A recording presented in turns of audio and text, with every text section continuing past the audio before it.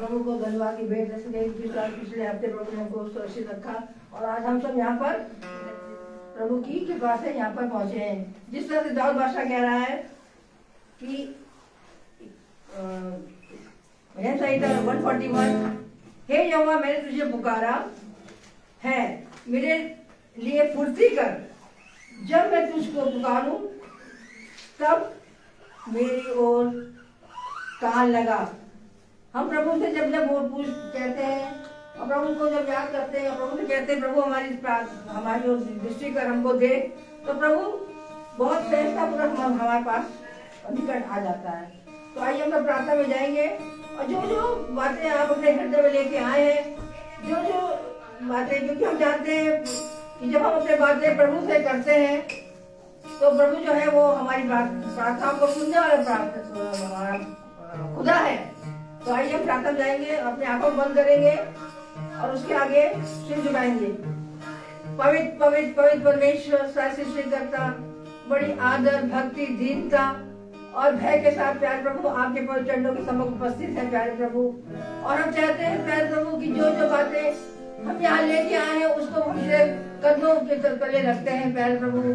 और हम कदमों के तले इसीलिए रखते हैं प्यारे प्रभु क्योंकि प्यारे प्रभु हम जब चलते हैं प्यारे प्रभु तो हमारे राह में कांटे भी आते हैं और कांटे आते हैं तो हमारे पैरों से खून भी बहता है, पर प्यारे प्रभु तू उसको देखता है और हमारी हर एक बातों में तू प्यारे प्रभु हमारी निगाह रखता है कि हम परिश्रम करते हैं तो तू उसका फल भी देता है। इसलिए प्यारे प्रभु तू महान और स्तुति के योग है और हर एक बातों को तेरे कदमों में रखते हुए प्यारे प्रभु हम चाहते हैं कि तू हमारी प्रार्थना को सुन और उस पर कान लगा प्यारे प्रभु। और विशेषकर प्यारे प्रभु हम अपने दास को तेरे सम्मुख उपस्थित करते हैं जो कि यहाँ पर प्यारे प्रभु 365 की प्यारे प्रभु तेरी ओर देखता है और तुझसे अपने बातों को मांगता है और वचन को तुझसे मांगता है। आज जो भी वचन प्यारे प्रभु तूने उनके हृदय में डाला है प्यारे प्रभु, उनके होठों को छू ले प्यारे प्रभु और उनका सिर से पैर तक अभिषेक कर प्यारे प्रभु, ताकि जो भी वचन को यहाँ बोए प्यारे प्रभु वो हम सबों तक प्यारे प्रभु और आगे बढ़े और विश्वास है और आगे बढ़ सके। क्योंकि हम जानते हैं जब हम अपने विश्वास को परखते हैं और अपने को जानते हैं तो हम प्रभु से प्यारे प्रभु ये बात कहते हैं कि जो कभी घटी है उसको तू ही पूरी कर। इसलिए हमारा उठना बैठना हमारे हृदय को सोचता है तुझे ग्रहण योग हो, तो जो कुछ भी हम यहाँ करते हैं वो सब कुछ तुझे भाई। और जो लोग यहाँ पे यूट्यूब के द्वारा देख रहे हैं या फेसबुक के द्वारा देख रहे हैं, जो रास्ते में है प्यारे प्रभु उनकी निगरानी कर और उनको सुरक्षित यहाँ तक पहुँचा प्यारे प्रभु। क्योंकि हम जानते हैं प्यारे प्रभु तू ही प्यारे प्रभु हमारी राह में हमारी निगरानी हमारी रक्षा करता है। इसलिए हर बात तेरे पवित्र कदमों में रखते हुए यीशु के नाम में होकर मांगते सुनो। हमारे साथ कोई प्रभु को धन्यवाद देंगे आज के सुंदर अवसर के लिए कि परमेश्वर ने हमें ये भवन दिया ताकि उस पे हम आकर प्रभु की हम सिताइश करें, उन गवाहियों को दें और प्रभु की आराधना आत्मा सच्चाई से करें। वचन कहता है, वचन संहिता में लिखा है, मैं तो खुदा के भवन में हरे जलपाई वृक्ष के समान हूँ। सचमुच में तो बड़ा महान है। जैसे सिस्टर ने प्रार्थना की है कि जो लोगों के मन में खुदा डाल रहा है बिना संकोच किए प्रभु के भवन में आए, क्योंकि प्रभु ने हमें ये सुंदर भवन दिया है कि हम उसके मिलकर एक मन एक चित्त होकर खुदा की आराधना करें। हम गीत की तरफ जाएंगे। गीत नंबर 10, पर्वतों को देखूंगा मैं, कौन है मददगार मेरा।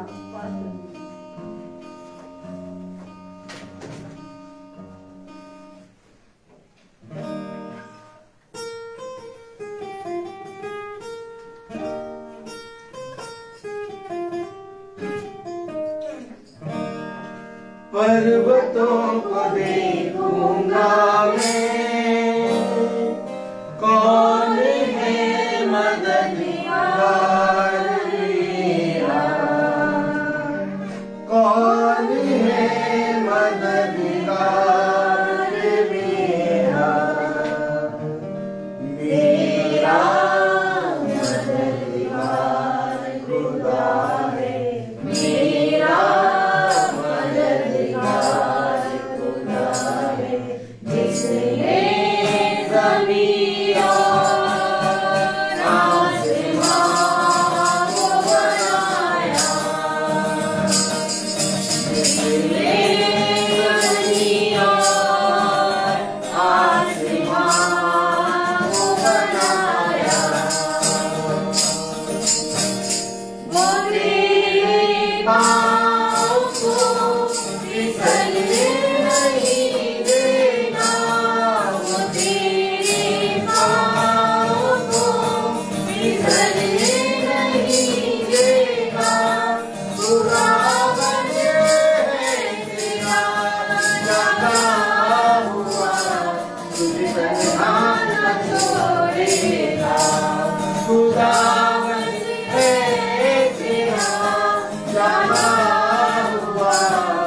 उसी तरह न छोड़ेगा।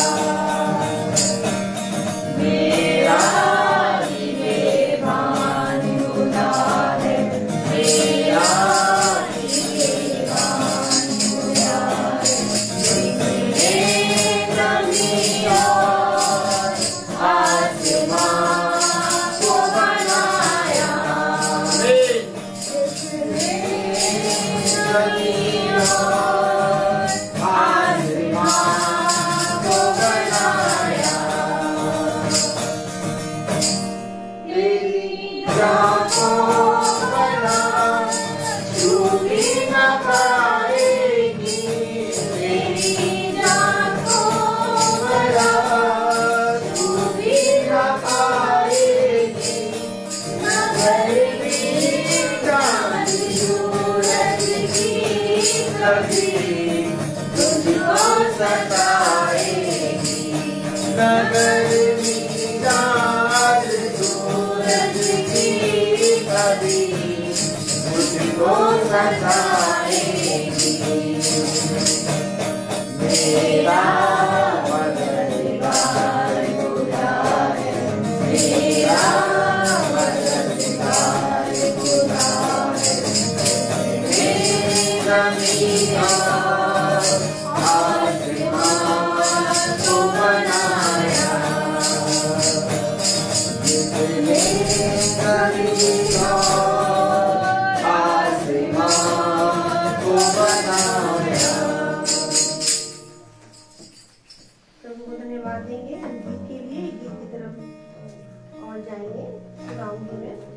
प्रभु ने हमें एक आशा दी, जलाली आशा, और सबके हृदयों में ये आशा है। और इसी आशा के साथ आज हम यहाँ क्या कर रहे हैं, बैठे हैं कि प्रभु हमें तैयार कर रहा है कि वो हमें उस दिन क्या करेगा, अपने साथ लेकर जाएगा। पल भर का ये क्लेश मेरा जल्दी खत्म हो जाएगा, बाकी हुजूरी में जाऊंगा और रब जला मैं पाऊंगा, बाकी हुजूरी में जाऊंगा और रब जला मैं पाऊंगा। नर सिंह बजती बज जाऊंगा, जिस्म जलाली मैं पहनूंगा। नर सिंह बजती बज जाऊंगा, जिस्म जलाली मैं पहनूंगा।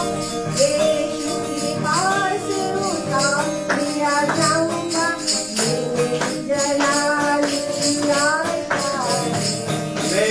पल काये देश मेरा जल्दी खत्म हो जाएगा, बाकी हुजूरी में जाऊंगा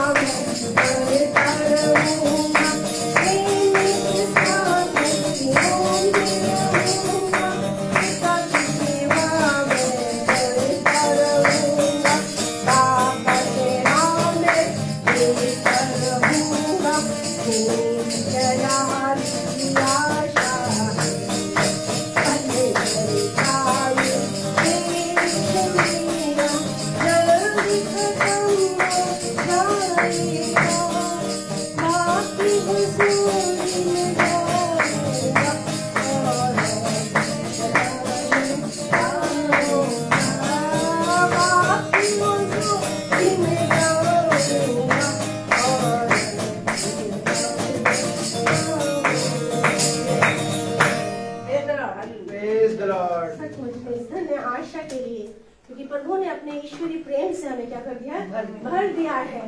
और सिर्फ हमारी एक ही तमन्ना, एक ही आरज़ू है हमारे जीवनों के अंदर कि हम अपने खुदा के साथ हमेशा यहाँ पृथ्वी पर भी और स्वर्ग में भी बने रहे, पूरे समय उसकी हम क्या करते रहे, महिमा और आराधना करते रहे। अब गवाहियों का समय होगा और निवेदन है जिसके जीवन में जो भी गवाही है वो प्रभु की महिमा के लिए दे। मैं रिक्वेस्ट करूंगी जॉयस से, प्लीज कम।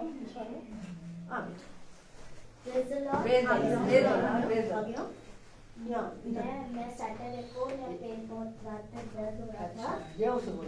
रात में मेरे को पेट में बहुत दर्द हो रहा था, बहुत दर्द हो रहा था। दादी ने मेरे लिए मेरे को काला नमक खिलाया। फिर दादी ने कहा कि ठीक है अभी तो मैं सिकाई करती हूँ। दादी ने मेरी सिकाई करी। फिर थोड़ा सा मेरा ठीक हुआ, करते करते मैं सो गई और दादी ने फिर मेरी दुआ करी। फिर जब मैं सुबह उठी, फिर मेरा पेट, जब मैं फिर रात में सोई, फिर खुदा का हम लोग इसलिए धन्यवाद करते हैं, मेरा पेट फिर दर्द ही नहीं। Praise the Lord. सचमुच में ये बच्चे बिल्कुल दिल के साफ और मन के अच्छे होते हैं। और प्रभु ने यही कहा है हमसे कि किसकी तरह बनो, बच्चों की तरह। और ये गवाही है कहाँ तक पहुँची, हमारे स्वर्ग तक पहुँच गई। अब रूथ भी गवाही देने के लिए आए हैं। रूथ भी बोलेंगे। हम धन्यवाद देते हैं कि इस प्लेटफॉर्म तक आने के लिए। हम प्रभु की जोर से अंदर एक इच्छा थी कि वो यहाँ करोगे कुछ बोल सकते। हम परमेश्वर की तारीफ और धन्यवाद देंगे। जोरदार ताली खुदा के लिए और उसकी पहचान के लिए कि प्रभु ने उसको यहाँ लाके उसके साथ खड़ा किया। सचमुच प्रभु का बहुत बहुत धन्यवाद देते हैं कि प्रभु ने एक छोटे बच्चों को मेरे पास आने दो और उन्हें मना मत करो क्योंकि स्वर्ग का राज उनका है। और ये बच्ची सचमुच में, मैं इसको हमेशा जब भी मैं आती थी, मैं इसके हिस्से को देखती थी, ये ललायित रहती थी हमेशा आने के लिए, लेकिन मैं नहीं आती। क्या कारण था कि ये यहाँ तक नहीं पहुँच पाती थी, पर ये एक जरिया बना। कल रात के पेट में दर्द हुआ और उसको प्रभु की तरफ से शायद मुझे नहीं जानती क्या हुआ क्या नहीं हुआ, कि यहाँ आज है, जिसके लिए जोरदार ताली बजाएंगे। और इसी तरह से इसके आने से बहुत से बच्चे और आएंगे। ये प्रभु हमारे को दर्शन दिखा रहा है और मैं प्रभु का धन्यवाद देती हूँ। सचमुच में जब भी हमने परेशानी में जाते हैं या कोई ऐसी हो जाती बातें, तो हम घबराते नहीं, परेशान नहीं होते हैं। हम कहते प्रभु तेरी जो इच्छा वो पूरी हो। और पैर में मेरे बहुत भी दर्द है, लेकिन प्रभु को धन्यवाद देते हैं कि जब मैं यहाँ आने को होती हूँ तो मैं पैर दर्द एकदम खत्म हो जाता, मैं एकदम टूटी फांती चली आती। Praise the Lord.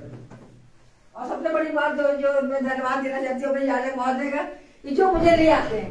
मेरी इतनी हिम्मत नहीं कि मैं आ जाऊँ यहाँ तक, Praise the Lord. ये उनके लिए भी जोरदार ताली होनी चाहिए। वो हमको बराबर से हमको लेके यहाँ लाते हैं, बहुत बड़ी बात है। और ये भी नहीं है कि कुछ और अगर गाड़ी में जगह भी नहीं हो तब भी कहेंगे बैठ जाओ, किसी और पे बिठा लेंगे। कितनी बड़ी बात है कि इनके दिल में बहुत जगह है। Praise the Lord. प्रभु उनको इसी तरह से और आगे बढ़ाते हैं।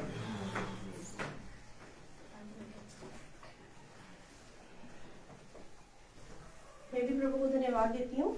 जैसे सिस्टर ने कहा कि सबको भर देते हैं, क्योंकि ये दिल की इच्छा होती है और प्रभु ये दिल में डालता है। और जब दिल में जगह है तो सब जगह हो जाती जगह हो जाती है। है। सचमुच में हमारे दिलों में जगह हो तो सब कुछ काम हो जाता है। जो कठिन से कठिन काम भी हमें लगते हैं, मगर जब हम प्रभु को निभाते हैं और हमारे दिल हमें इस बात के लिए कहता कि नहीं, जिस चीज को होना है प्रभु करने के लिए हमें अनुग्रह फजल देते हैं। ये उसका अनुग्रह और उसका फजल ही है जो हमें लेकर आता है। मैं भी प्रभु को धन्यवाद देती हूँ कि मुझे भी प्रभु ही लेकर आता है। और मैं प्रभु को धन्यवाद देती हूँ हर एक जन के लिए जो यहाँ आते हैं। और अभी भी बहुत सारे लोगों के दिल में है कि दिल में इच्छाएं हैं आने के लिए, और हम जानते हैं प्रभु आने वाले समय में उनके रास्ते खोल के देंगे और वो यहाँ तक आएंगे। Praise the Lord. मैं निवेदन करूंगी भाई से कि वो हमें वचन की ओर दें। Praise the Lord. God bless you. God bless you, sister. प्रभु ने एक बार फिर हमें और आपको ये समय दिया, ये दिन दिया, जो कि हम भवन में उपस्थित हुए हैं। और भवन में आना यानी कि इस बात का अंगीकार करना कि इस पृथ्वी पर हम जीवितों की दुनिया में जिंदा तो हैं, परंतु हमारा जिंदा रहना प्रभु को भाए। आमीन। कैसे आप अपना प्रमाण देंगे? उसने कहा यदि तुम मुझसे प्रेम करते हो तो प्रमाण दो। आमीन आमीन। आमीन। आप प्रमाण कैसे देंगे कि मैं यीशु मसीह को प्रेम करता हूँ? क्योंकि यीशु मसीह ने आपको जहाँ पर ये भवन दिया, ये समय दिया, वहीं पर यीशु मसीह ने आपके सामने इस संसार को भी रखा। आज लोग संसार में हैं और संसार की चीज़ों में व्यस्त हैं, इसलिए वो अपने खुदा के भवन में नहीं आ पाए। मन है और बहुत मन है, उनका मन इतना है भवन में आने का जितना मानो कि हमारा और आपका मन है। लेकिन उसने कहा सबसे अधिक अपने मन की रक्षा कर। आमीन। आमीन। हमारा मन हमें बताता है कि मेरा मन है, लेकिन उस है को आपको पूरा करने के लिए परिश्रम करना है। अब अगर आप परिश्रम नहीं करते तो उसका मन तो है, लेकिन ऐसे मन में प्रभु बहुत आयत से वास नहीं करता। हमेशा याद रखिए, भला सुनने में कड़वा लगे, अच्छा ना लगे, लेकिन उससे कोई मतलब नहीं है मुझे। मैं साफ बताता हूँ। Praise the Lord. प्रभु को जो भाता है वो प्रभु साफ बता देता है। अगर आप अब्राहम से पूछते कि अब्राहम तुम्हारा मन है कि तुम अपने इकलौते बेटे इसहाक को बलि करने जाओ, कभी आपने अब्राहम के मन से पूछा कि अब्राहम ये बताओ कि तुम्हारा मन है क्या कि तुम इसहाक को बलि दो? अब्राहम का मन नहीं था बलि देने का, लेकिन उसको एक वाचा मिली थी, एक आज्ञा मिली थी, और आज्ञा ये थी कि तू अपने बेटे को बलि कर। उसने अपने मन की बात नहीं सुनी, उसने खुदा का मन रखा। आप जानते हैं, आप देखते हैं कि वचन कहता है कोई मनुष्य दो मेजों से नहीं खा सकता। यानी दो मेजें ऑलरेडी लगी हैं, एक प्रभु की और एक संसार की, एक दुष्ट की। अब आप इन दो मेजों में से क्या खाते हैं? जो दुष्ट की मेज है उसमें से भी बहुत से व्यंजन, बहुत सी चीजें आपको पसंद आएंगी, लेकिन खुदा की जो मेज है उस मेज में केवल खुदा का मन है। जो खुदा की मेज है उस पर आपको कुछ दिखाई नहीं देगा,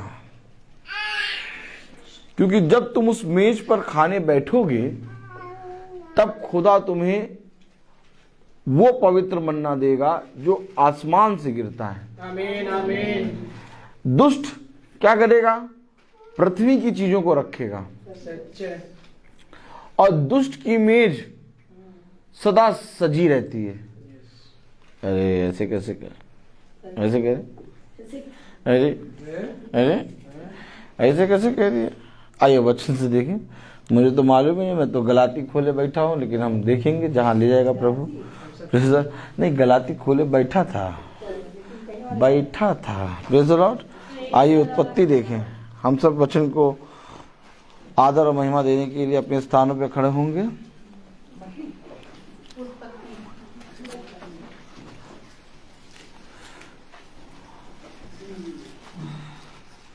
हालेलुया।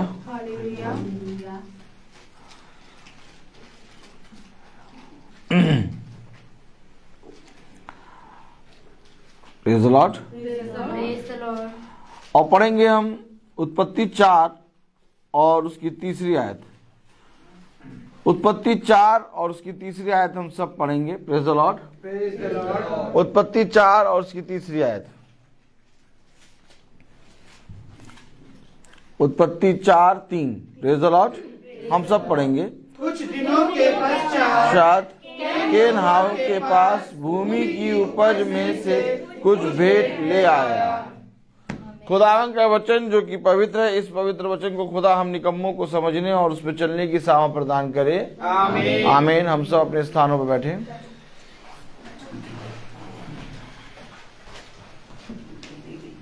केन जो है यहोवा के पास कुछ भेंट लाया, प्रेज़ द लॉर्ड। और जो भेंट लाया वो भूमि की उपज से लाया। Praise the Lord. मैंने कहा 2 मेजें। क्या? 2 मेजें। अब यानी कि जब केन जो उपज लाया, भूमि की उपज लाया, उसे किसी मेज या किसी वेदी पे रखेगा। आमीन है कि नहीं? आमीन। एक वेदी लगाएगा जिस पर यहोवा आकर उस भेंट को ग्रहण करेगा। आमीन है कि नहीं? भाई यहोवा कौन सी भेंट को ग्रहण करेगा? उस भेंट को जहां पर यहोवा का मन हो। आमीन है कि नहीं? Praise the Lord. तो मेरे प्यारे भाई बहनों, केन जो है कुछ दिनों के पश्चात अपनी भेंट में से, यानी भूमि की उपज में से कुछ भेंट ले आया।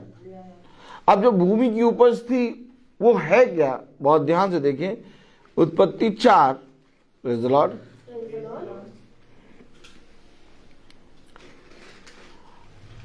और दूसरी आयत पढ़ें। फिर उसने उसके भाई हाबिल को भी जन्म दिया। हाबिल भेड़ बकरियों का चरवाहा बन गया, परंतु केन भूमि पर खेती करने वाला किसान बना। अब सुनिए, केन के पास भूमि की क्या थी? उपज। यानी केन जो है वो किसान है। ठीक। अब केन जब एक किसान जब अपने स्वामी के पास पहुंचता है तो क्या भेंट पे लेकर पहुंचता है? अपनी उपज, भूमि की उपज, अनाज, साग सब्जी। भाई किसान भूमि में क्या उपजाता है? साग सब्जी है, सारी चीजें उगाता है। फल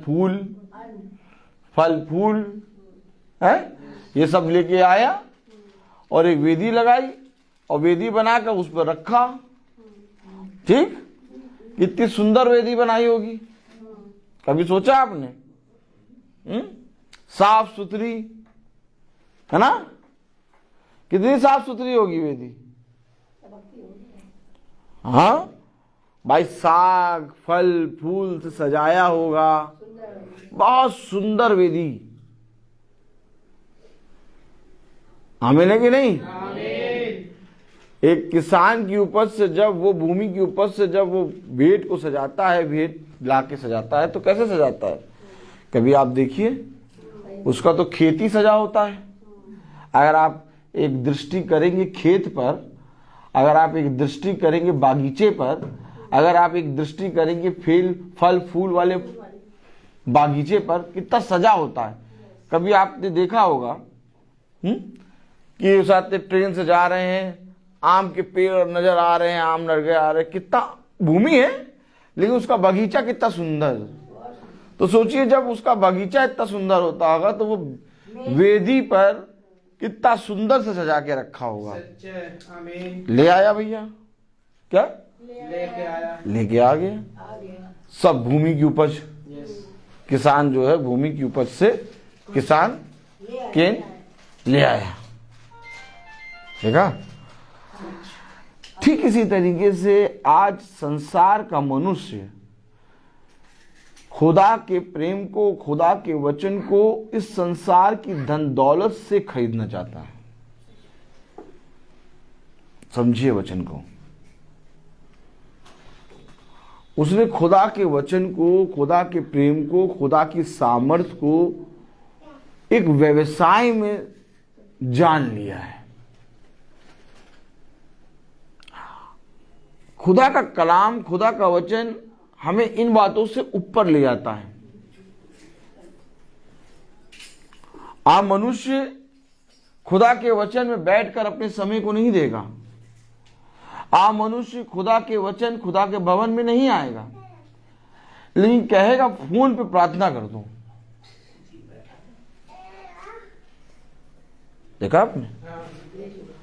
और उसको कहने में जरा सा भी उसको संदेह नहीं लगेगा, शर्म नहीं आएगी, एकदम शर्म नहीं आएगी। अगर मैं इनसे कह रहा हूं कि ये फोन पे प्रार्थना कर दें, तो जिस खुदा के वचन से ये प्रार्थना करते हैं, क्या मेरा फर्ज नहीं बनता कि उस खुदा के वचन को सुनने और या उस खुदा को जानने के लिए मैं प्रयत्न करूं? देखा आपने? आपने देखा कितने भाई बहन हैं जिनके लिए हम फोनों पे प्रार्थना करते हैं, हम रोज प्रार्थना करते हैं। अगर आप उस प्रार्थना को जानते, उस प्रार्थना पर विश्वास करते, तो आप खिंचते। समझिए वचन को। प्रभु यीशु मसीह जब लाजर की कब्र के पास गया तो उसने स्वर्ग की ओर दृष्टि करके प्रार्थना करी, और लाजर उस प्रार्थना की शक्ति की सामर्थ्य से कब्र से खींच के बाहर आ गया। आमीन, आमीन। आप बताइए लाजर को बाहर आने की क्या जरूरत थी? प्रभु यीशु मसीह कब्र के सामने खड़े होकर प्रार्थना कर रहा है। लाजर कहता ठीक है मैं जिंदा हो गया हूं। क्या कहता लाजर? मैं जिंदा हो गया हूं। लाजर बाहर ना निकलता, लाजर कब्र से बाहर ना निकलता, कहता मैं जिंदा हो गया, तुम जाओ, मैं अभी बहुत से काम वाम करूंगा तब आऊंगा। कलाम में लिखा, वचन में लिखा कि जब खुदावन ने स्वर्ग की ओर दृष्टि करके पिता से कहा, पिता मैं जानता हूं कि तू मेरी प्रार्थनाओं को सदा सुनता है। Oh my God. लाजर बाहर निकला।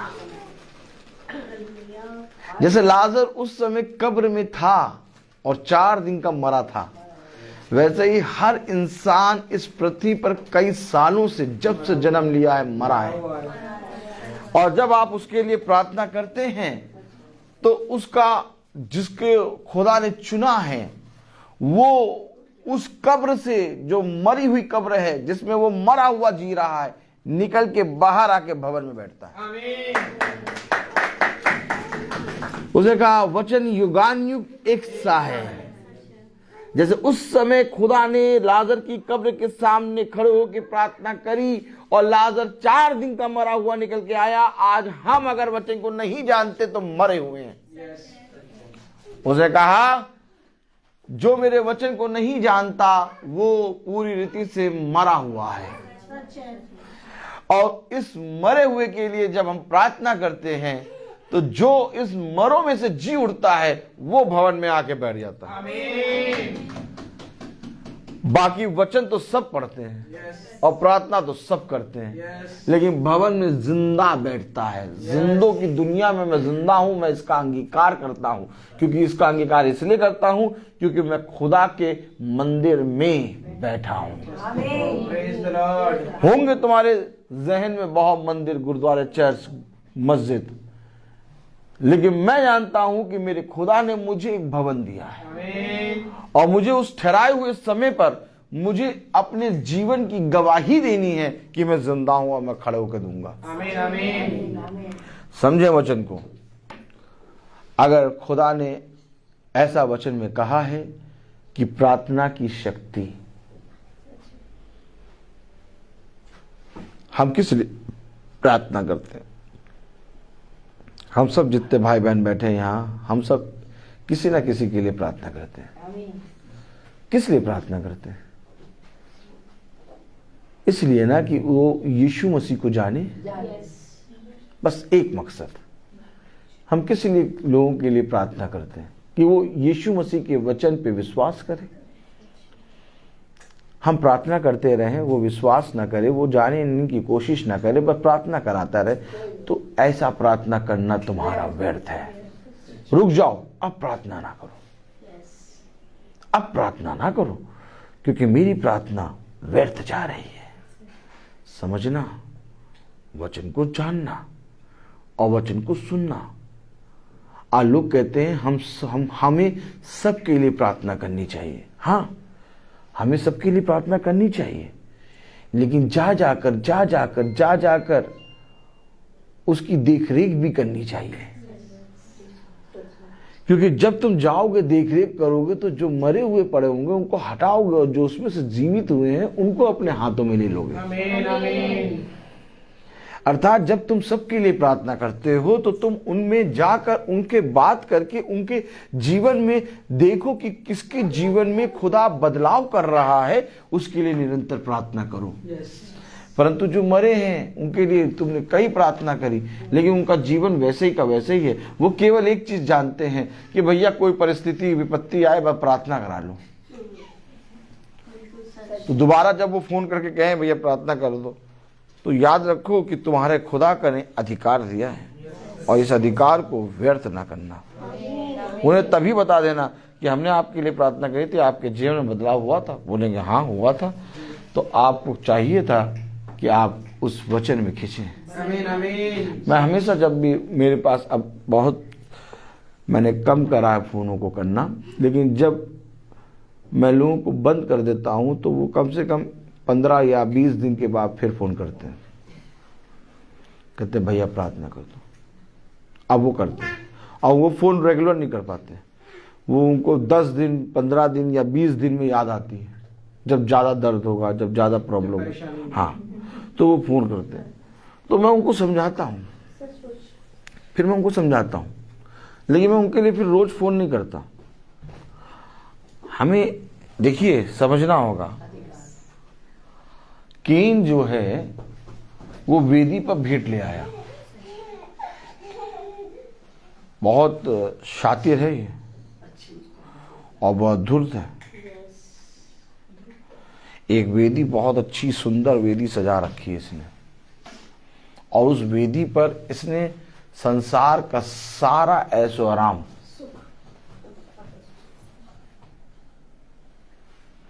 एक एक चीज संसार की उत्तम से उत्तम बना के रख रखी है। और आप जब इसकी वेदी पे जाएंगे तो आपको सब दिखेगा, और आदमी देख के खींचेगा। कलाम में क्या लिखा? देखने में, देखिए याद रखिए, फल की पहचान है ये। फल की पहचान क्या थी? देखने में मन भाव, यानी कि इसकी मेज पे ऐसे फल सजे हैं जो मन भाव हैं। अब ये इतने मन भाव हैं कि इससे आदमी खींच नहीं पा रहा, मन तो कर रहा भैया। चेहरा बहुत अच्छा लगता है इनका, और इनको हमारा चेहरा बहुत खराब लगता है, क्योंकि हम मुंह पे बोलने वालों में से हैं। Praise the Lord. कहते भैया मन बहुत करता है। कलाम में एक आयत लिखी है, पढ़ें। Praise the Lord. उत्पत्ति 3:6। अतः जब स्त्री ने देखा कि उस वृक्ष का फल खाने के लिए अच्छा और देखने में मन भाव। दिख रहा है, सब कुछ दिख रहा है। क्या देखना चाहते हो? क्या देखना चाहते हो तुम? संसार का कौन सा देश, कौन सी चीज देखना? तो मोबाइल उठा देखो, सब कुछ मन भाव है, सब कुछ दिख रहा है, और ये देखने और मन भाव में पूरी रीति से व्यस्त हैं। लिखा मन भाव। देखो कलाम में क्या पढ़ा आपने? जब स्त्री ने देखा कि उस वृक्ष का फल खाने के लिए अच्छा और देखने में मन भाव। क्या कह रही है? मन तो कर रहा है, लेकिन के मन का नाम क्या है? मन भाव। तुरंत पकड़ना। आपसे मिलेंगे, आपसे बात करेंगे, ऐसा लगेगा कि बस इस बार मंगल में ये पहले आई हैं।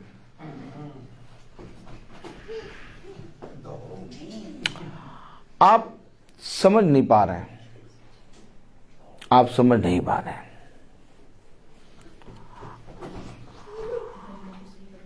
लोगों के पास एक परम पवित्र स्थान नहीं है। सच बात है।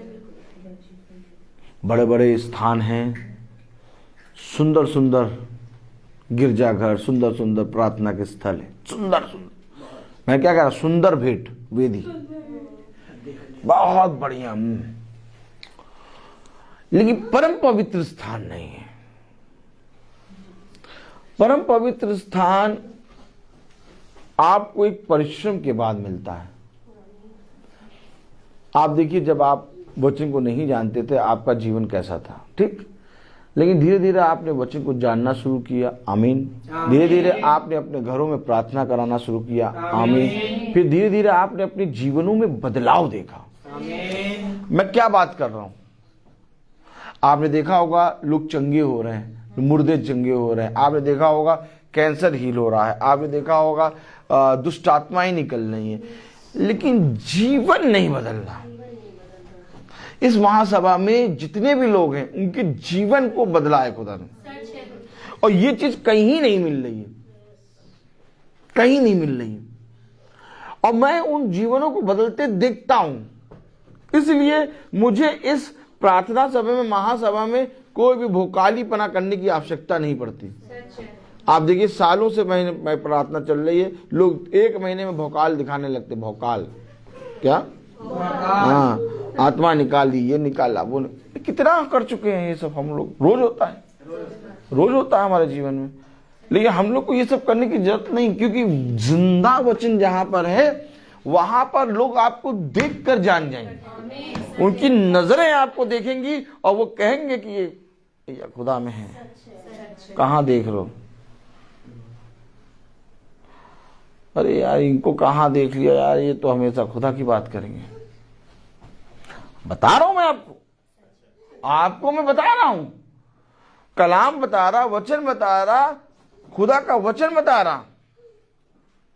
अभी हम लोगों के घरों में जाते हैं, प्रार्थना करते, कितना चेंजेस आ जाता है लोगों के घरों में। खुदा का वचन चेंज करता है, खुदा का वचन उनको समझ और बुद्धि देता है। कितने लोगों की बीमारियां ठीक हो जाती हैं। वे कहाँ हैं? अगर मैं पूछूं वो कहाँ है? कहाँ है? कौवे की तरह करते हैं, मारे डंडा खींच के। नहीं, आप सोचिए, सालों से प्रार्थना चल रही है, लोगों का घर बदल गया, लोगों का जीवन बदल गया। लोगों ने इस प्रार्थना में अपने जीवनों को बदलते देख लिया। लोगों के बीमारियां ठीक हो गई, लोगों का जीवन बदल गया। और वो है कहां? हवा में है। क्यों? क्योंकि उनको मन भाव चीज आज भी पसंद है। हमेशा याद रखना, वो कहते तो हैं कि हमारा प्रभु यीशु मसीह है, परंतु यीशु मसीह की तरह कार्य नहीं करते। वे कह तो रहे थे कि हमारा पिता, हम अब्राहम की संतान हैं, तो यीशु मसीह ने साफ कह दिया अगर तुम अब्राहम की संतान होते तो अब्राहम के समान काम करते।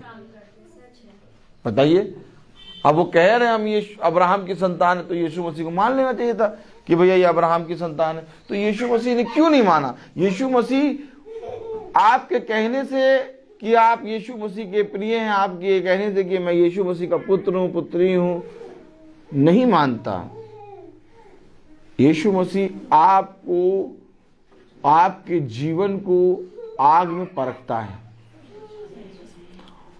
और जब आपके जीवन से उस परख के द्वारा कुछ मिलता है, उसको वो मानता है। लिखा है मन भाव। क्या लिखा है? मन भाव। अच्छा, ये क्यों नहीं आ पाए? अब आप समझ रहे हैं? आप समझ रहे हैं क्यों नहीं आ पाए? मन भाव, मन भाव। इनका मन जो है उस वेदी पे लगा है, और जब तक उस वेदी पे तुम्हारा मन लगा रहेगा तुम खिंच के नहीं आ पाओगे। जैसे ही तुम्हारा मन उस वेदी से हटेगा, तुम उस वेदी के पास आओगे जिस वेदी पर पिता ने भेंट को स्वीकार किया। कलाम में लिखा, वचन में लिखा, उत्पत्ति उसका 3 अध्याय 2 आयत, तीसरा अध्याय, एक मिनट, हाँ, 4 अध्याय और उसकी 2 आयत। फिर उसने उसके भाई हाबिल को भी जन्म दिया। हाबिल भेड़-बकरियों का चरवाहा बन गया, परंतु कैन भूमि पर खेती करने वाला किसान बना।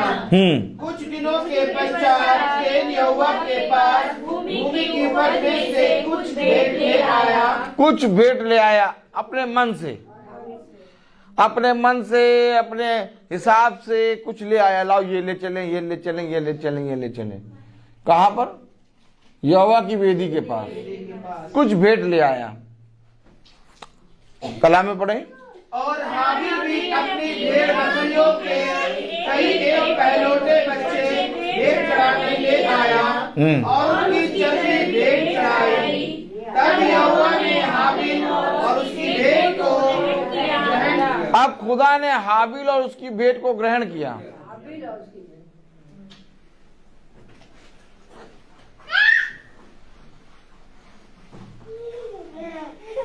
वो क्या ले आया? पहलौठे। कलाम में लिखा पहलौठे बच्चे भेंट चढ़ाने ले आया और उनकी चर्बी भेंट चढ़ाई। वेदी कैसी होगी? वेदी कैसी होगी? खून से लथपथ। कैसी होगी वेदी? बहुत गंदी, घिनयानी वाली। चर्बी भेंट चढ़ाई। और वो वेदी कैसी होगी? साफ सुथरी। आपने देखा एक बलि हुआ,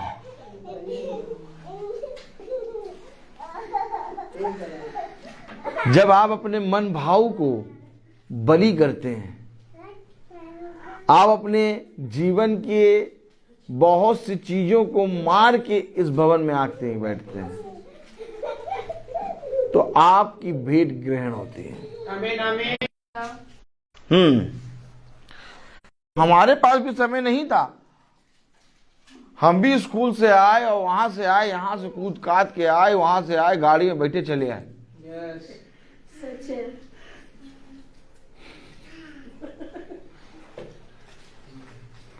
लेकिन हमने अपने सामने आने वाली हर चीज को रौंद दिया। क्या किया? रौंद दिया। याद रखें, जब अपने जीवन में रहते हुए पिता ने कहा जब तक तुम शरीर की अभिलाषाओं को क्रूस पे नहीं चढ़ाओगे। देखा आपने बलि, उसे कहा जब तक तुम अपने शरीर की अभिलाषाओं को क्रूस पे नहीं चढ़ाओगे तब तक तुम्हारा मेरा कोई नाता नहीं।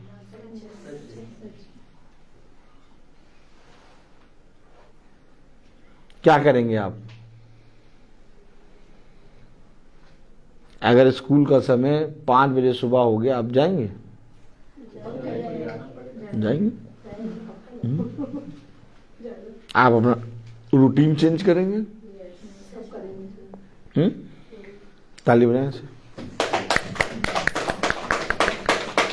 लेकिन भवन का समय 4 बजे तो नहीं जाएंगे। देखा? सच। देखा आपने देखा?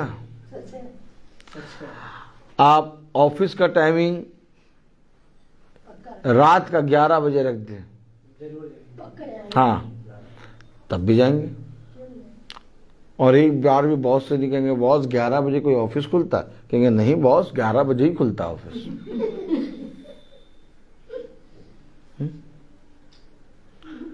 कभी किसी बॉस से कहा? नहीं। तो यानी इनके लिए शरीर की सारी वस्तुएं जरूरी हैं। यहां से दर्शाता है वचन, और आत्मा की सारी वस्तुएं मरी हुई हैं। चाहिए सब कुछ, लेकिन प्रमाण नहीं है। तैयार करो अपने आप को। मंगल हमारे लिए एक भवन में आने का दिन नहीं, मंगल हमारे लिए भवन में उपस्थित होकर गवाही और अंगीकार करने का दिन है। आमीन आमीन। 1 हफ्ता उसने दिया तुम्हें, जाओ। 1 हफ्ता कम होता है? 1 हफ्ता कम होता है? नहीं। 1 हफ्ते में तुम जितनी तैयारी करना कर लो। सच बात। लेकिन यहां आके जब तुम बैठते हो और अपने पिता से बातें करते हो, अपने पिता को आदर देते हो, एक प्रमाण देते हो कि मैं जिंदा हूं खुदावन, मैं जिंदों की दुनिया में तुझसे प्रेम कर रखता हूं। आमीन आमीन। जब तुम ये प्रमाण देते हो तो तुम्हारा खुदा भी तुम्हें लाने के लिए अपना बलवंत दाहिना हाथ बढ़ा देता है। सच बात है। एक समय था जब भवन में आना हमारे लिए बहुत कठिन लगता था, याद करो वो दिन। एक समय था जब मंगल आता था तो हम कोशिश तो बहुत करते थे लेकिन छूट जाता था, नहीं आ पाते थे। लेकिन जब से हम आने लगे और खुदा के वचन को स्थान देने लगे, अब आपके जहन में कभी भी मंगल भवन में आना कठिन नहीं लगेगा। क्यों नहीं लगेगा? क्योंकि जब आप अपना मन पिता के वचन पे लगाते हैं तो पिता ही आपको लाने की सामर्थ्य रखता है। बाइबल पढ़ हर जना सकता है, वचन हर जना प्रचार कर सकता है, कोई भी जना प्रचार करे, कुछ भी करो, लेकिन प्रमाण हर कोई नहीं दे सकता।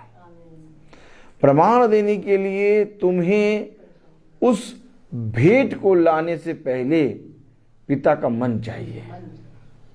हाबिल जब भेंट लाया तो हाबिल को यह कैसे मालूम हो गया कि पहलौटा लाना है? भाई केन तो विषय में लिखा है कुछ उपज ले आया, लेकिन हाबिल पहलौटा क्यों लाया? क्योंकि पहला स्थान, प्रथम स्थान हाबिल के जीवन में खुदा है। आमीन। और अगर आपके जीवन में प्रथम स्थान खुदा है तो आपको भवन आने से कोई नहीं रोक सकता। हम प्रतिदिन लोगों के घरों में जाके प्रचार करते हैं और प्रतिदिन वचन को अपने जहन में, अपने जीवन में लेके चलते हैं और खुदा हमें सामर्थ देता है और हमें प्रतिदिन चलने में कोई भी विपत्ति, कोई भी कलेश या कोई भी कुड़कुड़ाहट या आलस नहीं आता। क्यों नहीं आता? क्योंकि हमारे जीवन में प्रथम स्थान खुदा है। और जिस समय आपने प्रथम स्थान दे दिया, आपके जीवन में बहुत कुछ सवार देगा खुदा। फिर समझे वचन को, कलाम बता रहा, वचन बता रहा, गलातियों। हालेलुया। हालेलुया।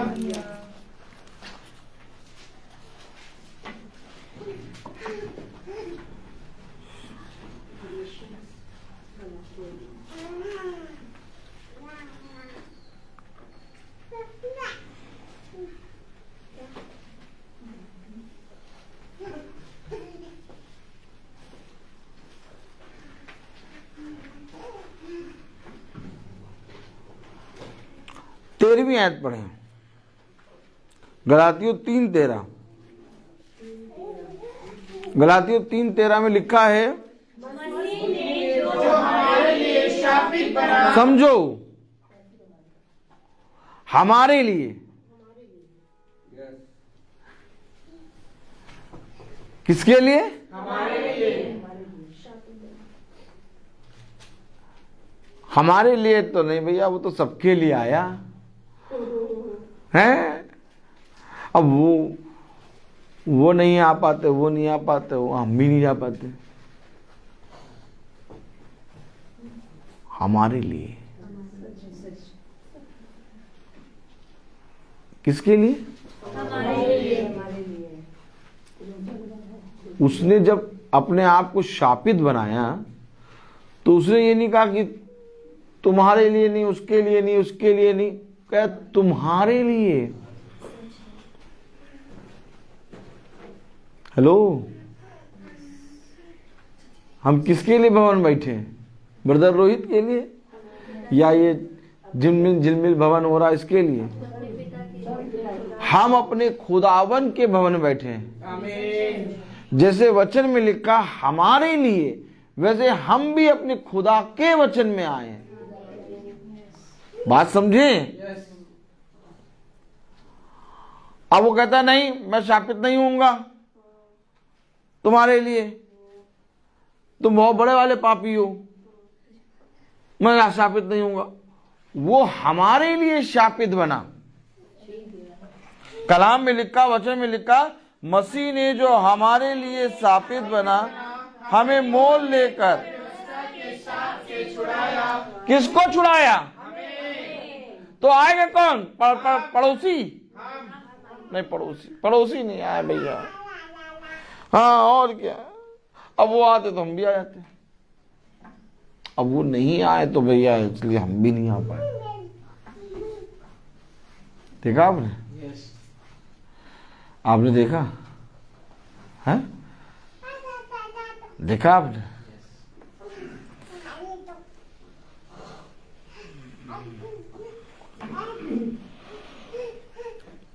मूसा जब पर्वत पे चढ़ा, पहाड़ पे चढ़ा, तो उसने अपनी आयु, अपनी उम्र कुछ नहीं देखी। वो चढ़ा क्योंकि उसको एक देश देखना था। अगर मूसा कहता मैं बूढ़ा हो गया हूँ, मेरे टखनों में बल नहीं है, मैं ये नहीं कर पाऊंगा, वो कभी भी उस कनान देश को देख नहीं पाता। मूसा चढ़ा।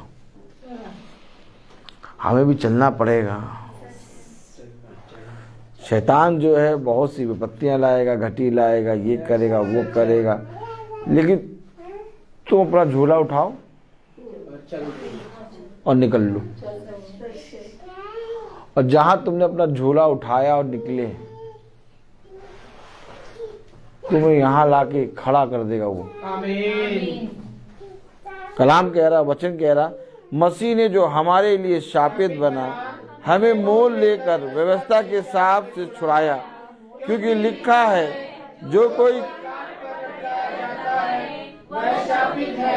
वो शापित है जो कोई काट पर लटकाया जाता है,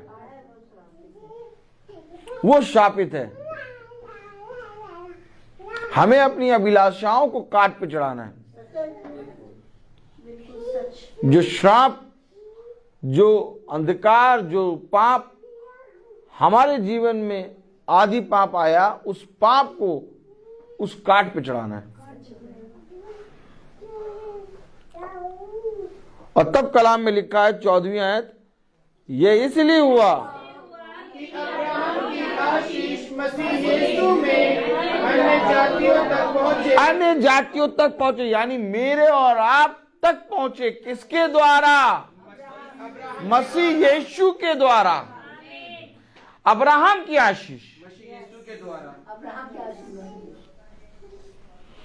अब्राहम की आशीष, वो जो खुदा ने उसे दी, वो ही आशीष मसीह यीशु के द्वारा हम तक पहुंचे। क्या चाहिए आपको? आशीष। क्या चाहिए आपको? बहुतायत का जीवन। क्या चाहिए आपको? शारीरिक हष्ट पुष्ट चंगाई। क्या चाहिए आपको?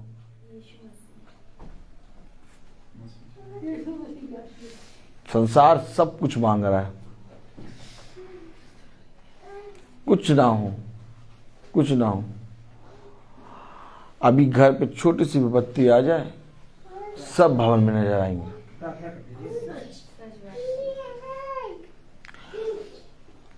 खुदा कहता क्या ये जरूरी है कि जब मैं तुम्हें दुख दूं तभी तुम मेरी वेदी पे आओ? क्या ये अच्छी बात ना थी कि तुम जब सुख में थे तब मेरी वेदी पे आ गए?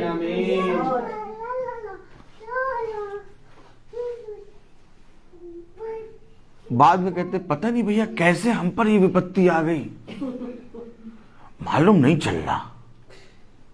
भैया हमें तो समझ में नहीं आ रहा। बाइबल भी पढ़ते हैं और दुआ भी रोज करवाते हैं, महासभा भी रोज देखते, पता नहीं भैया हमारे जीवन में इतनी घटी कैसे, पता नहीं।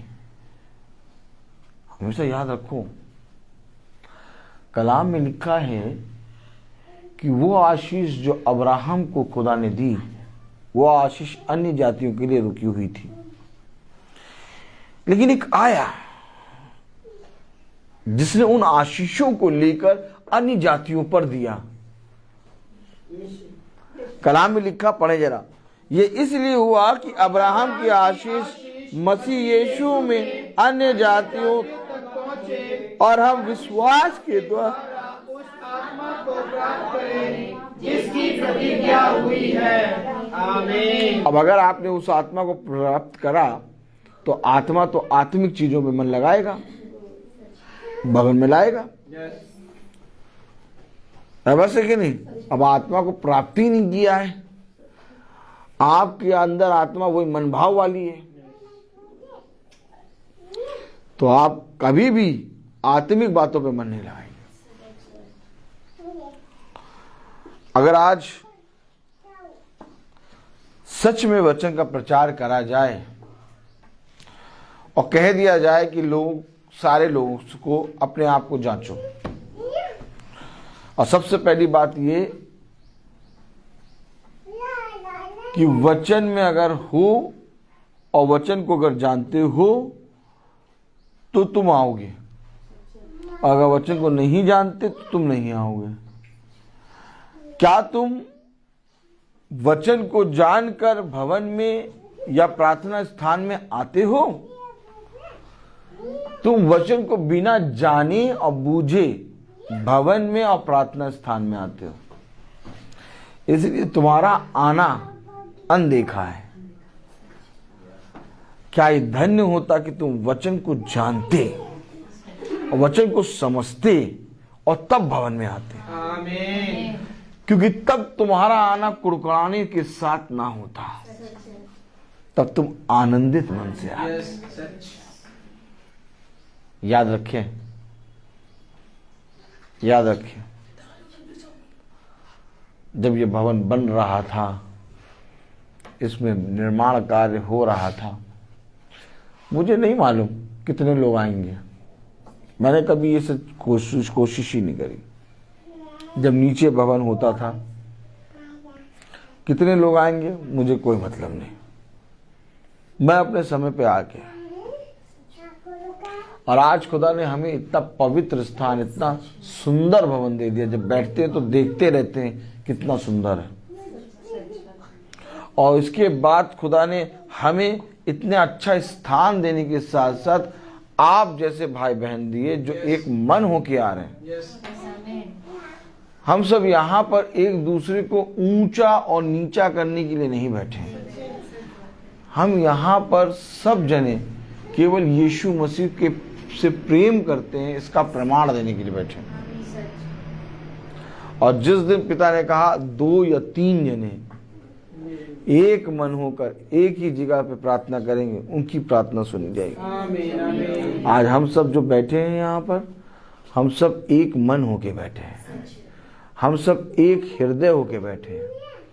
हमें इस चीज की अभिलाषा नहीं है कि हमारे जीवन में सब अच्छा हो, बल्कि हमें इस चीज की अभिलाषा है कि हमारा खुदावन यीशु मसीह हमारे जीवन में बना रहे, ताकि जो यीशु मसीह ने कार्य किया, अब्राहम की आशीषों को यीशु मसीह ने अपने द्वारा अन्य जातियों तक पहुंचाया, वही कार्य हम भी पिता की आत्मा में होकर करने पाए। आज नहीं हो रहा लोगों के बीच में। वो तो कहते हैं हमें आशीष दो, वो तो कहते हैं कि हमारे लिए आशीष की प्रार्थना करो। अब उनसे पूछो कौन सी आशीष तुम्हें चाहिए, तो ये मन भाव वाली आशीषें बताएंगे। इनके पास अब्राहम की आशीष को प्राप्त करना, इसका ज्ञान, इसकी बुद्धि समझ ही नहीं है, क्योंकि अब्राहम की आशीष मन भाव वाली नहीं थी।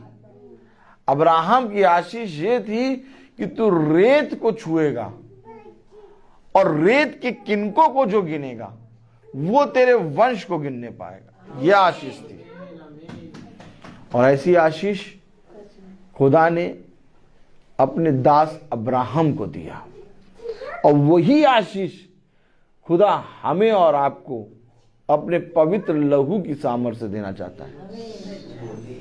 हमारा और आपका मन लगता है संसार की चीजों पर, संसार के धन पे, संसार के ऐशो आराम पे, संसार की चंगाई पे, शरीर की अभिलाषाओं पे।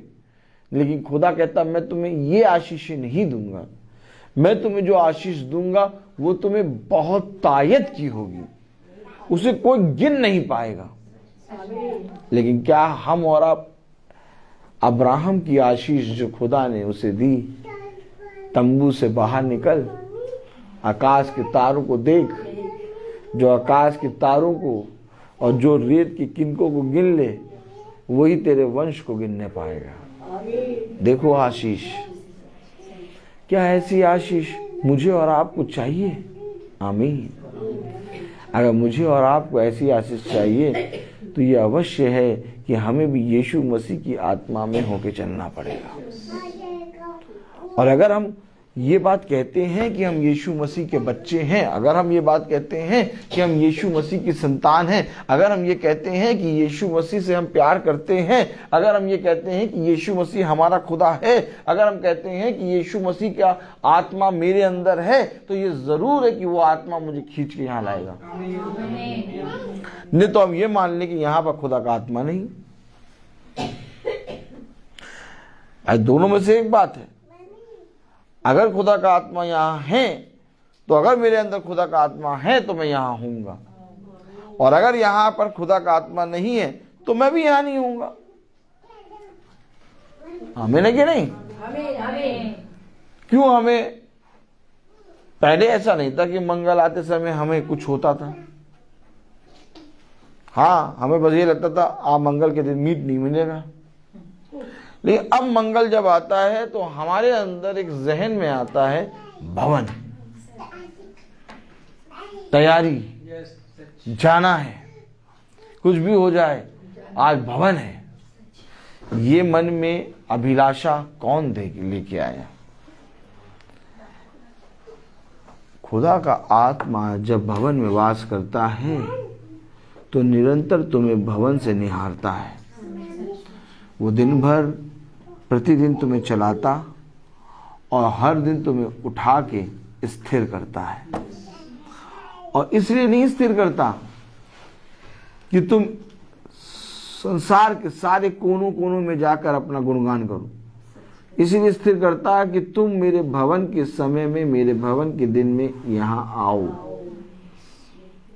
और तब मैं तुम्हें और आशीष दूं। मालूम है, जब हम भवन में आते हैं तो हमारी आशीष 2 गुनी हो जाती है। हमारा कार्य और ज्यादा सामर्थ्य से बढ़ जाता है।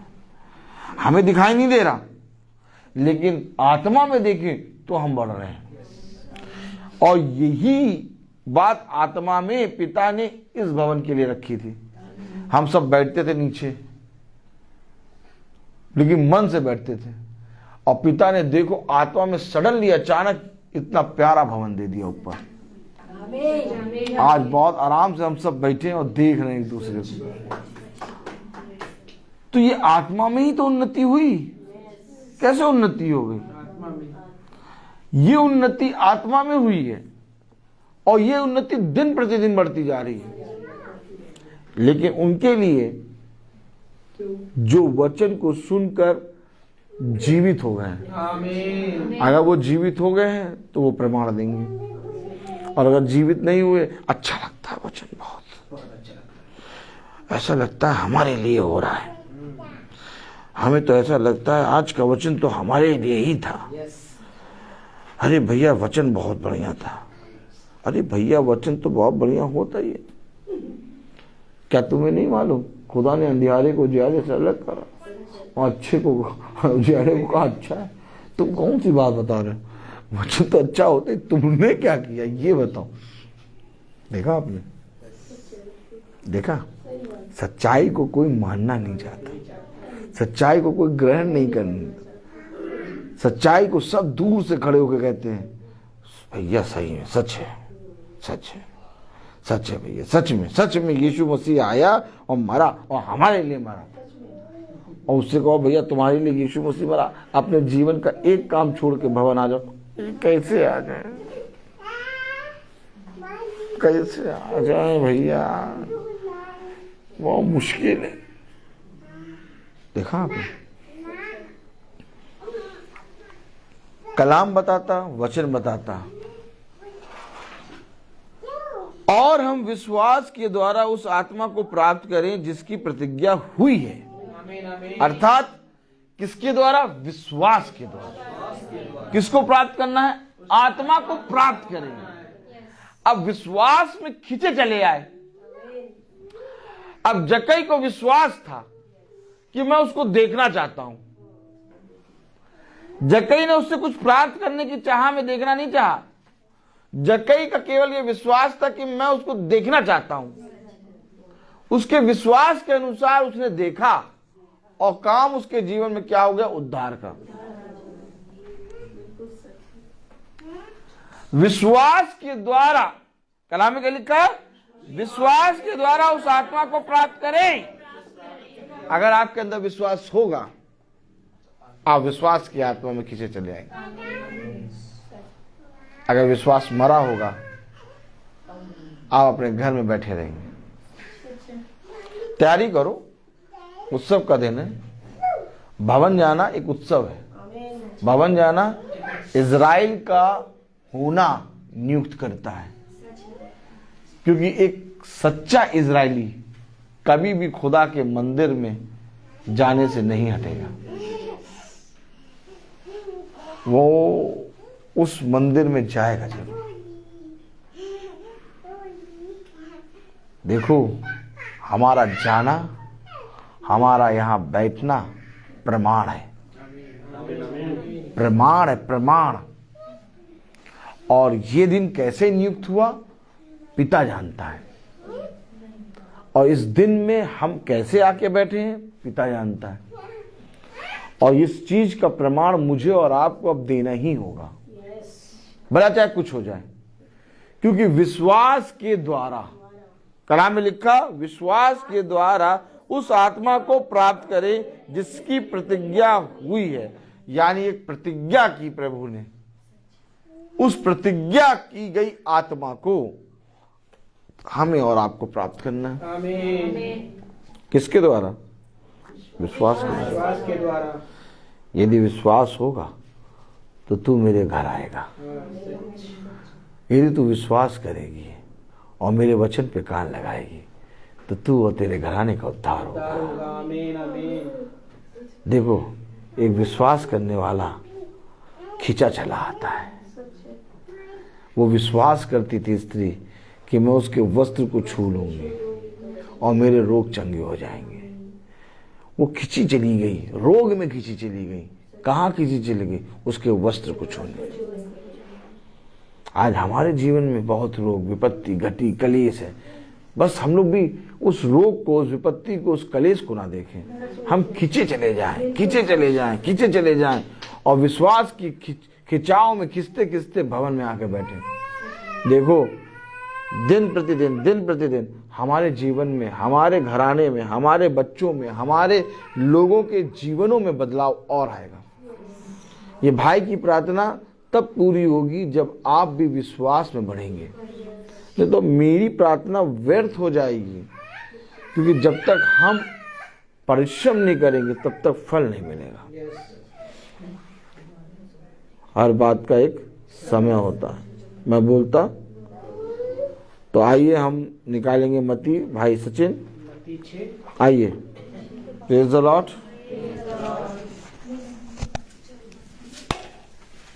मत्ती उसका 6वां अध्याय। Praise the Lord. Praise the Lord. हम सब निकालेंगे और हम सब एक साथ पढ़ेंगे।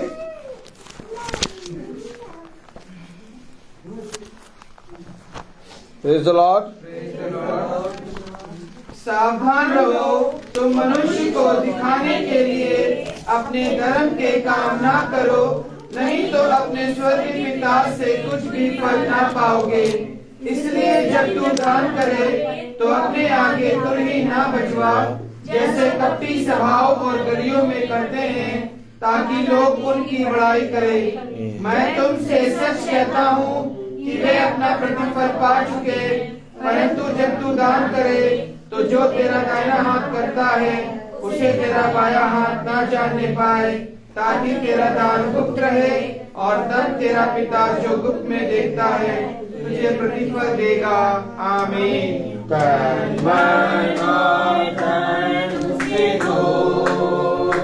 अपने यीशु को सब कुछ दो, क्योंकि उसी के द्वारा उद्धार पाना है।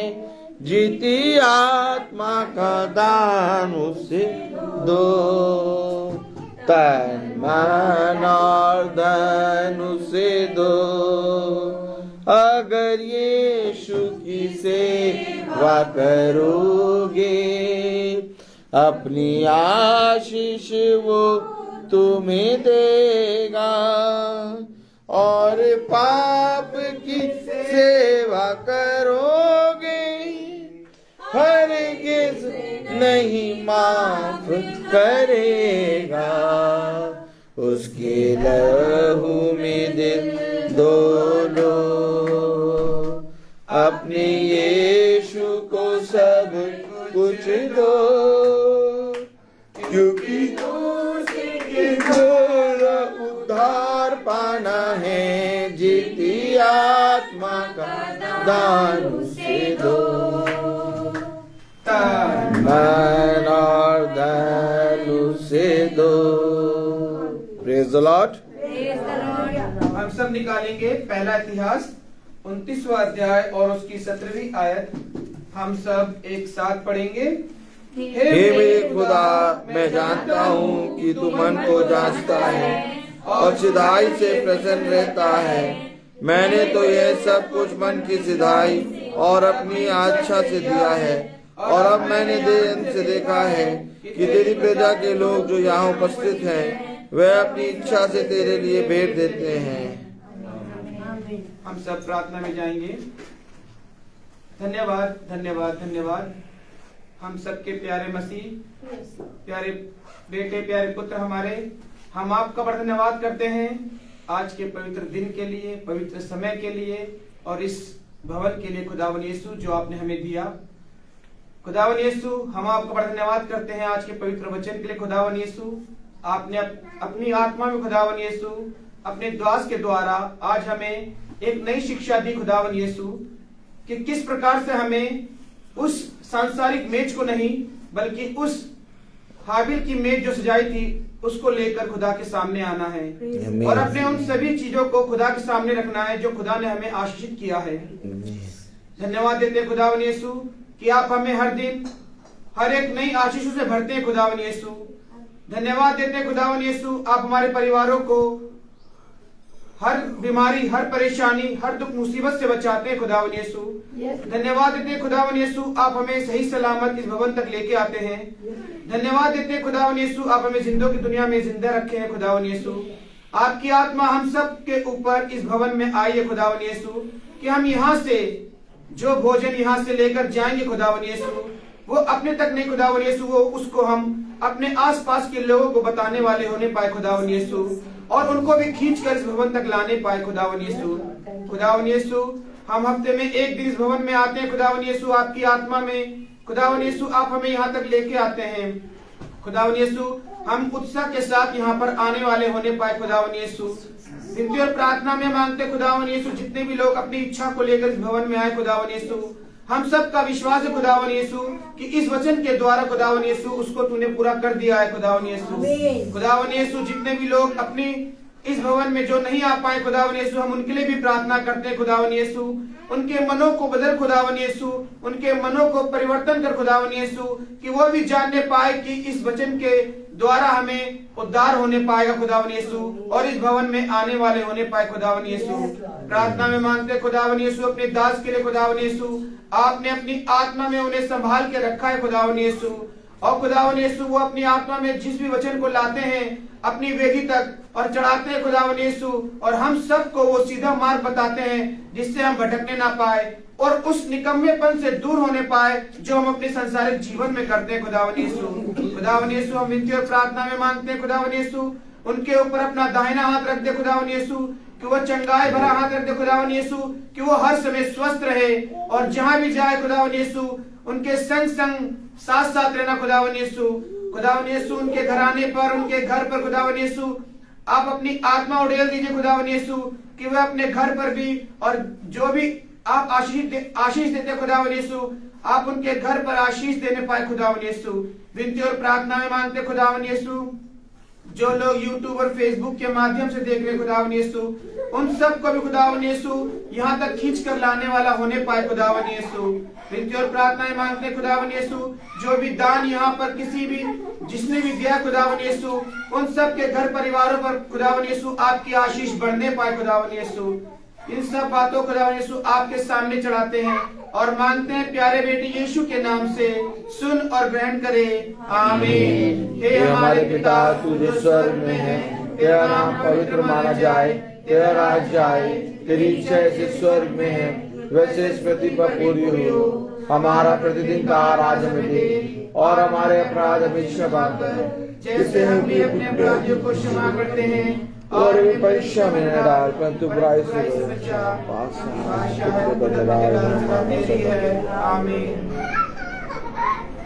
अब हमारे खुदावन यीशु मसीह का फजल, खुदा बाप की मोहब्बत, पाकरू की रिफाकत और शराकत हम में से हर एक विश्वासी जन के साथ अब से लेकर अनंत काल तक होती रहे, आमीन। धन्यवाद धन्यवाद धन्यवाद, सारी आशीषों के सोते धन्यवाद धन्यवाद धन्यवाद धन्यवाद, सारी आशीषों के सोते धन्यवाद, सारी आशीषें आती ऊपर से, हालेलुया। धन्यवाद धन्यवाद धन्यवाद, सारी आशीषों के सोते धन्यवाद।